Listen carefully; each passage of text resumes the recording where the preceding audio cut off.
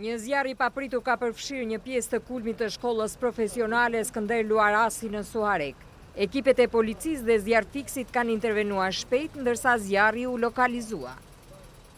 Kemi pas kapacitet në teknike, automjete po, sa I përket njerëzve jo. Domthonë stafit kemi qenë mangu, po për fat mirë që mobilizimi shumë I shpejt I zjarrfikit ka qenë dhe kemi pas staf të mjaftueshëm gjatë shkuarës këtij zjarri.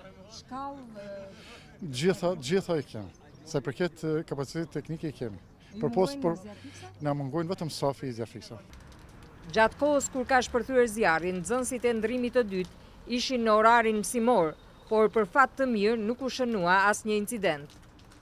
Në ato momente nxënësit kanë qenë marrë në mësim.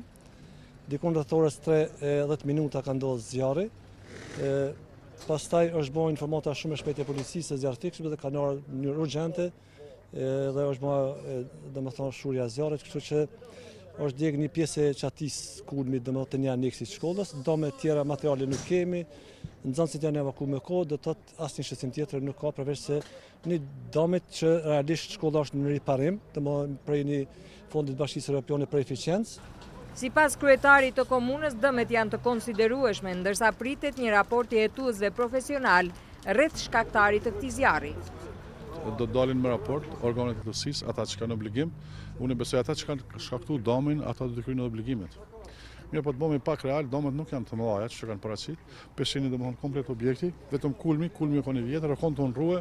Ka ndodhur si ka ndodhur, mirë po për këto nuk mund të më dhoni informata se nuk jam ekspert I kësaj lëmie dhe presim organet e hetuesisë më dhoni informata më saktë. Sidoqoftë, komuna e Suarekës njësitin e zjarrfiksve e ka të kompletuar në aspektin teknik, mirë po numri I zjarrfiksve është I vogël në proporcion me popullatën.